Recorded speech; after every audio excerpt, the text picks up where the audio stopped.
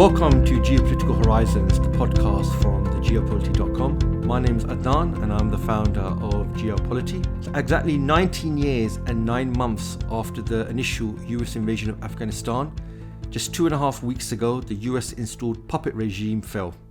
The Taliban entered the country's capital victorious after a long, hard battle against the occupying forces. So in a week and a half, a lot's happened in Afghanistan. We've seen press conferences. We've seen an airport which is getting media attention globally. And we're seeing lots of discussions around the world about refugees, about getting refugees out of the country. So to discuss the situation of Afghanistan with me today, I have my good friend Massihollah Rohparwar, who is from Mazar-i-Sharif. Assalamu alaikum, Massihollah. Waalaikum Adnan. So it's good to have you here. There's a lot to discuss today. So let's get straight down to it. You're obviously from Mazar-i-Sharif, which is the north of the country. So it'd be good to know, if you could just sum up, what's the mood in the country at the moment? A lot's happened in the last week and a half. What's the mood currently as you see it? Yeah, so as we all know, the Taliban took over the country on the 15th of August, which is exactly 11 days old. So obviously in 11 days, it's very hard to see major differences, see a big change in the atmosphere. So in the beginning of the offensive to Kabul, there was a period where the government stepped down, fell back, and where even the Afghan police and the military dropped their weapons. So there was a time where there was actually no control of Kabul, and bandits, robberies happened. And at that time, a lot of people actually thought that Afghanistan might fall down into a country of chaos. But now, 11 days later, actually the mood is quite good. You can see some major changes in different areas according to the past governments. So to give you an insight, in the past, for example, we had very heavy, very tense traffic jams in Afghanistan. So for a very short distance to drive with your car, you had to it took very long to reach your destination.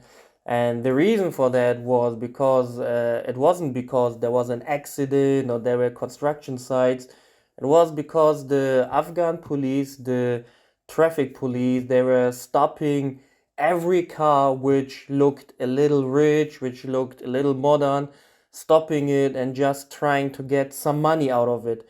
And this obviously caused very hard traffic jams, which really made everyone go crazy.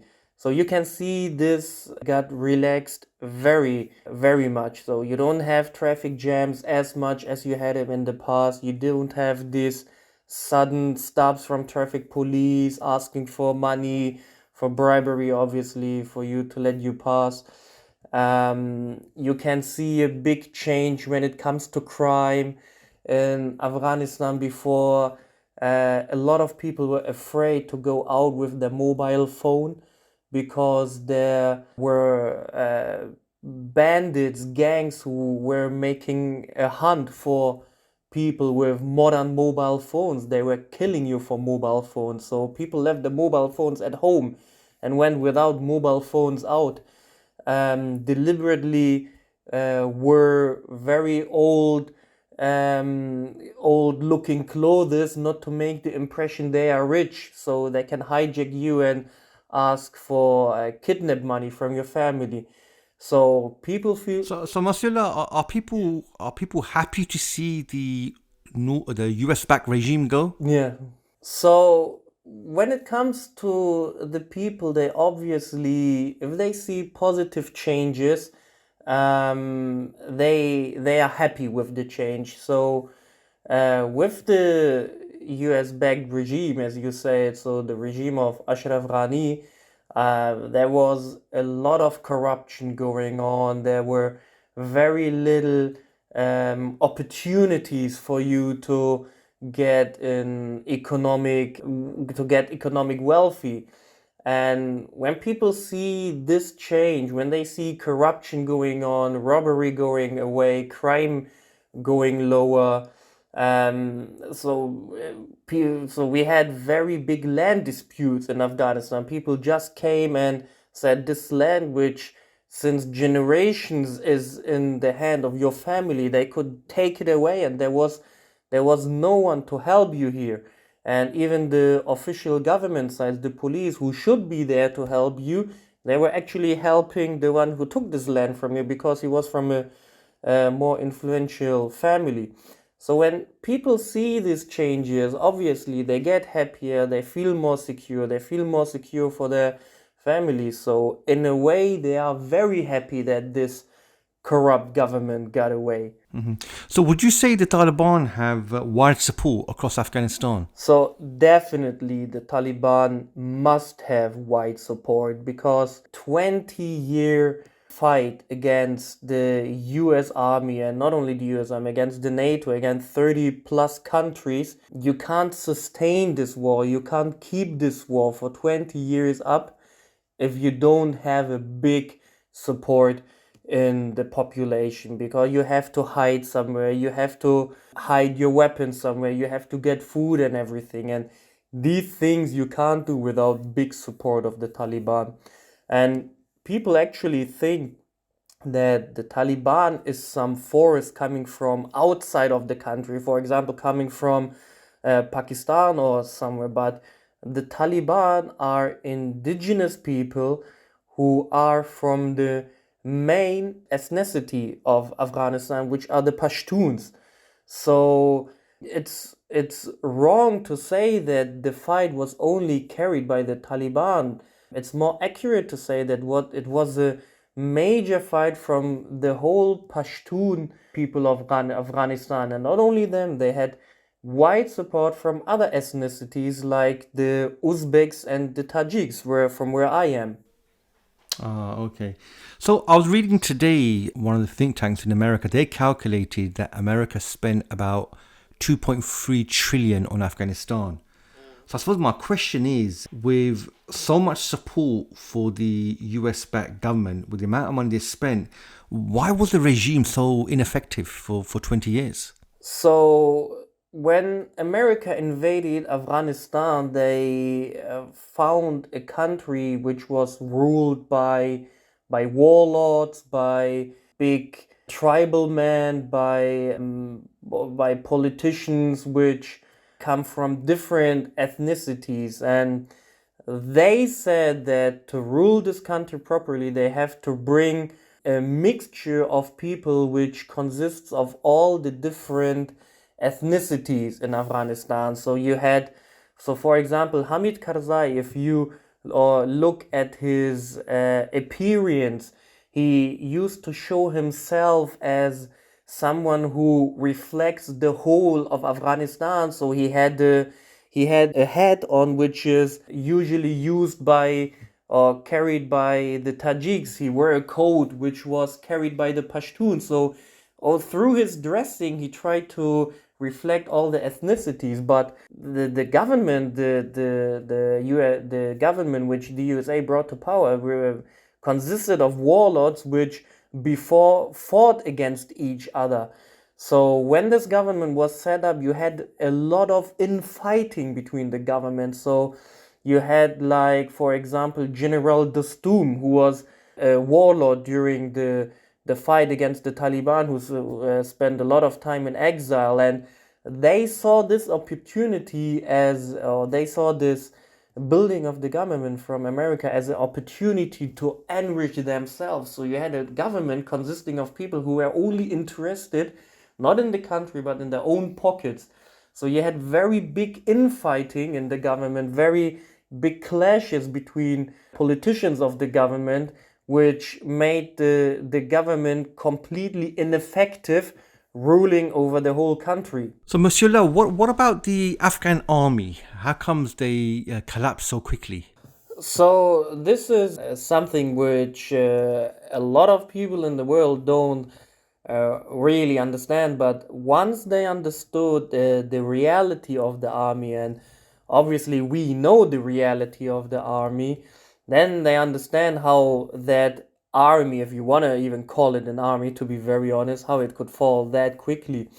So the Americans always proudly say, or in the past proudly, now they're not very proud of the Afghan army anymore. So they always said that they build an army of 300,000 soldiers, and even Donald Trump once praised them and said they are very brave fighters and everything. It was a very good laughter for us. So obviously the Afghan army never ever consisted of 300,000 soldiers. It didn't even reach close 300,000 soldiers. So how does this number 300,000 come up? So the Afghan army was paid by the US government, not by the Afghan government, but by the US government. So you had some very corrupt leaders in the Afghan army who just who made up names from soldiers, or add up numbers from soldiers which if didn't even exist. And the only reason they did it was to get the wages from the Americans and put it in their own pocket. And these were called ghost soldiers. Soldiers who only existed on the paper for the leaders to get the money from the Americans and put it in their own pocket.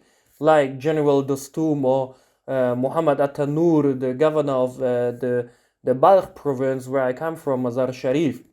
So it never even reached the number of 300,000. That's the first thing.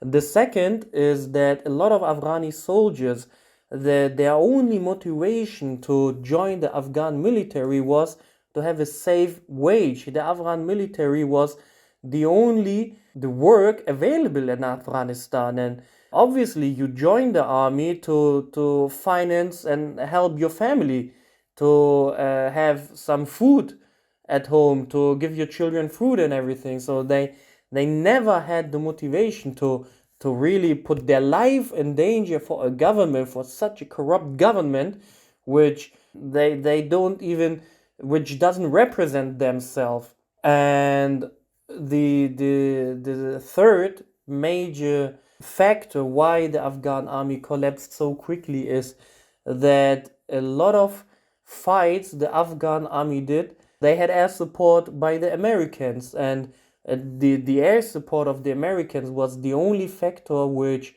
really stopped the Taliban offensive. But once this air support was not given by the Americans anymore, they laid the weapons down, and they were not ready to fight against the Taliban, because without the air support, everyone knew that they wouldn't stand a chance against the Taliban. Another factor which you are not allowed to forget, they always try to show the picture that the Afghan army fought against the Taliban, but really the Americans built some special units in Afghanistan which were on the front to fight against the Taliban. So you had one special unit called the Khas, and one complete unit of this special forces was wiped out by the Taliban because they requested support from the Afghan army, and the Afghan army never showed up on the front, never showed up to support this elite unit. And this is why this one whole special unit from the Khas got wiped out in June.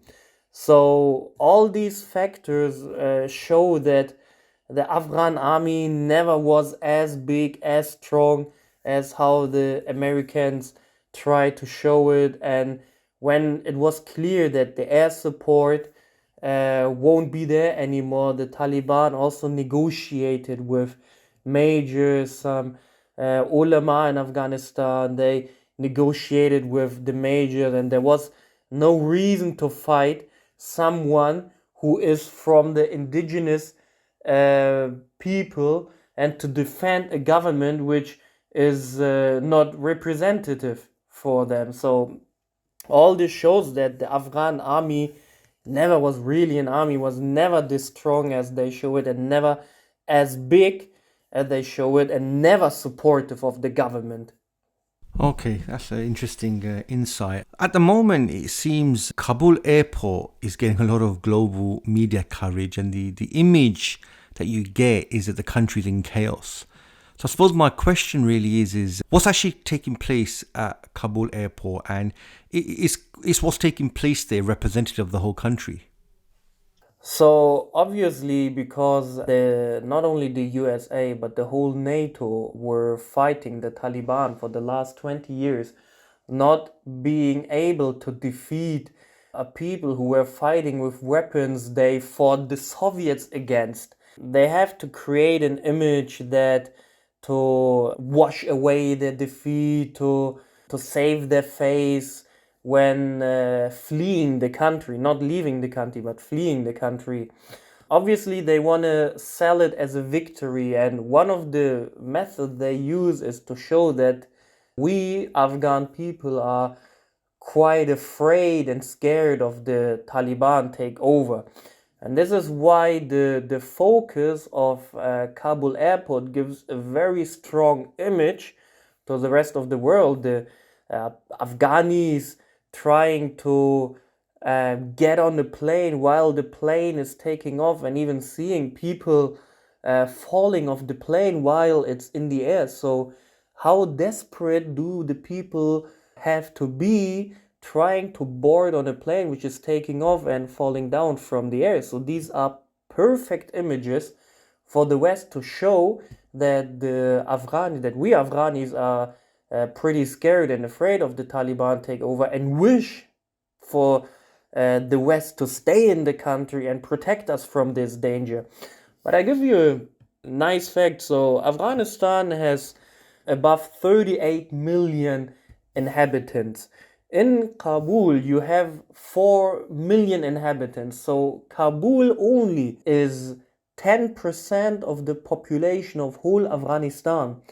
And what they show you is the Kabul airport. Why are they not showing any other demonstrations from the rest of the country? For example, from Mazar-i-Sharif, where a lot of Shia are living. Why don't you hear of the Shia, which was, according to the West, suppressed from the Taliban, who are seen as infidels, as people who left Islam? Why don't they show you images from Mazar-i-Sharif or from Herat, for example?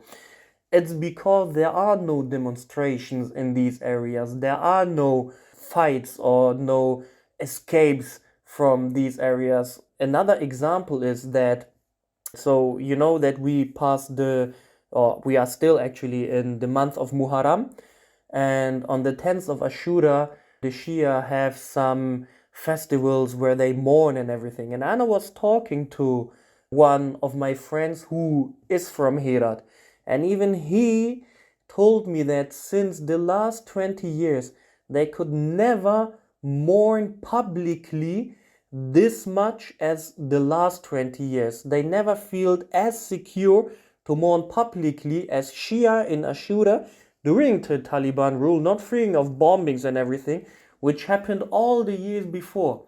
And you can see the Taliban even visiting their mosque, the Shia mosque, and participating on their ceremonies for Ashura. So even the as you could say, the according to the West, the most suppressed minority, the Shia, you don't see any demonstrations there. You don't see any infighting there. So they have to focus on Kabul airport, which is the only part of Afghanistan which gives you an image of the Afghans being scared and of the Taliban and trying to flee the Taliban. So we should not fall into this trap here and get the image which the West wants to show us by fixing only in Kabul airport that the Afghanis are scared of the Taliban and everything else. You would see demonstrations everywhere in the country, but there are no demonstrations, and because there are not, they have to focus on Kabul airport. So the other thing getting lots of coverage, especially in the Western media, is that girls are being told not to go to school, women are being forced not to go to work.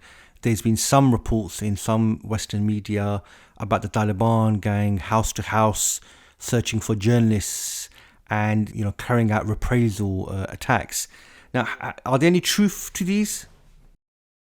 So obviously, these are some ideas which the US and Europe would like to spread everywhere in the country. That the Taliban, which when they talk of the Taliban, they always mean people who show the true image of Islam, which is barbaric, which is from the fourth century, from the old Middle Age and everything. And what how they can give this image is by showing that the Taliban don't respect women, they suppress women, sex slaves and everything, which they already try to this image they already try to establish with Islam in general, that Islam suppresses women, Islam is neglecting the rights of women and everything. And they did it with ISIS, the sex slaves and the everything, and now they do it with the Taliban.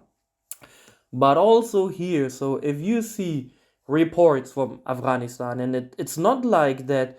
So we in Afghanistan, we have a lot of TV channels. We have Tolo News, we have Ariana TV, etc. And these TV channels, which were created after the Americans entered the country and even supported with American aid, they are still functioning. They are still running. These TV channels haven't been shut. And you can see from these TV channels that they visit parts of Afghanistan, for example, Herat, and show that the schools are not being closed, that women still go to school, that there haven't been a closure of schools. And even in my area, Mazar-i-Sharif, something like this is not commonly known.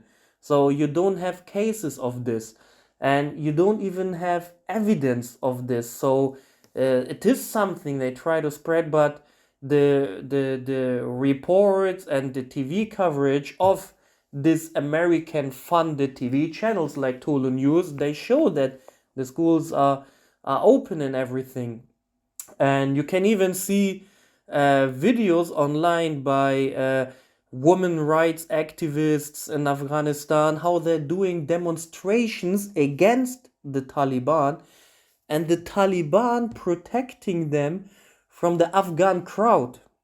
So you can see a complete different image here than what the West is trying to spread. And even the Taliban are taking sex slaves and everything. There's no evidence for this. So they never have shown a case where this actually happened. And even the Taliban themselves refuted this a lot of time. And uh, we Afghans, we haven't heard of this, else it would have spread under all of us very quickly. Okay, so we're coming up to nearly 2 weeks now. The Taliban have been in power. What have you seen? It seems from where I'm sitting, which is in the UK, that the Taliban in 2020 is very different. So 2021, the Taliban is very different to the 1990s. They've had press conference. They've had a number of interviews with journalists from the West. They are, in fact, this time they've told women to go to school, to go to work. Even the Afghans that were trying to leave from Kabul Airport, they've actually been saying, the Taliban, to them that they want people who have got expertise and skills to stay to help build the country. So what have you seen from the Taliban for the last 2 weeks, or what would you say seems to be their strategy now going forward? So you can't forget that the Taliban today is not the Taliban from 20 years ago. So there have been a change in the leading positions. Mullah Omar is no longer. Now you have Abdul Ghani Baradar, and a lot of these the leaders of the Taliban, they actually spent time in prison. So Mullah Abdul Ghani Baradar spent nearly 10 years in prison in Pakistan, where he got tortured. Even spent time, some Taliban leaders spent time in Guantanamo. So you have a generation of Taliban leaders who witnessed how it is to lose power, to get evicted of the country, who were in prison, who got tortured and everything. And you have people, especially the fighters, young fighters, who grew up in Afghanistan in the Ashraf Ghani, the Hamid Karzai and the Ashraf Ghani government, and who witnessed all the corruption and everything from the Western-backed government. So you can say that the Taliban learned from its past mistakes, that they tried to really give the image of being a moderate group, of not being the same Taliban like 20 years ago, which is also what Taliban spokesman Zabihullah Mujahid said when he invited, when he hold its first press conference, and he made it clear for everyone that the Taliban now is not the Taliban from 20 years ago. And by this he means that we are more moderate, that we respect the woman's rights now. The woman is allowed to have education, she should have education, she should go to school and everything. And you can see it from the action. So there haven't been a witch hunt on Afghanis who, most of them out of desperation, out of trying to finance their families and have something to eat on the table, worked together with the soldiers as translators, as drivers and everything. So especially in my area, Mazar-i-Sharif, so there hasn't been a witch hunt for these, and they even told them that you will get a general amnesty, everyone can stay here, there's no need to flee the country. And yesterday they even announced that they would forgive Ashraf Ghani, who fled with nearly $4 million, that they would even forgive him if he comes back. And even the former president of Afghanistan, Hamid Karzai, and the leader of the Council for Reconciliation between the Taliban, Abdullah, they're still in the country. They're still in the country and still negotiating with the Taliban. So when there is a revolution, the first thing the group does is kill all the old people from the old generation.